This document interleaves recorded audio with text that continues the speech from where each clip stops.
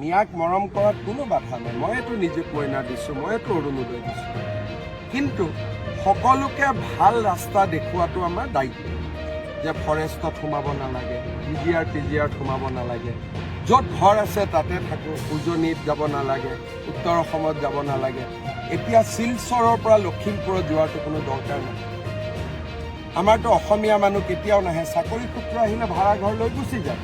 গতিকে সকলোকে ভাল কথা শিকাব লাগে। এই এভিকশ্যনে মানুহক ভাল কথা শিকাই আছে, যে হয় ধুবুৰীতো এভিকশ্যন হোৱা নাই, গোৱালপাৰাততো হোৱা নাই, ফৰেষ্টতহে হৈছে, ৰেভিনিউটো ক'তো হোৱা নাই, চৰততো এভিকশ্যন হোৱা নাই, কোনোবা চৰত এভিকশ্যন হৈছে।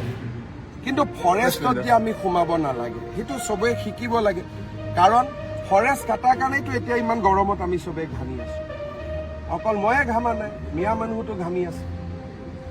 সেইকাৰণে আজি দীঘলী পুখুৰীত এডাল গছ কাটিলে মানুহে হুলস্থুল নকৰে, কিন্তু হাজাৰ হাজাৰ বিঘা ফৰেষ্টত গছ কাটি দিছে, কোনেও হুলস্থুল নকৰে। ফৰেষ্টত জনজাতীয় লোকক আৰু 3টা জেনেৰেশ্যন থকা লোকক বাদ দি ফৰেষ্টত কোনো থাকিব নোৱাৰিব। আইনৰ লিখা কথা। এই আইনখন কোনে বনাইছিল? কংগ্ৰেছে বনাইছিল। গতিকে আমাৰ কথাটো ভাল কথা। আমাক যোনে ভাল ভাবি ল'ব তাৰ ভাল হ'ব।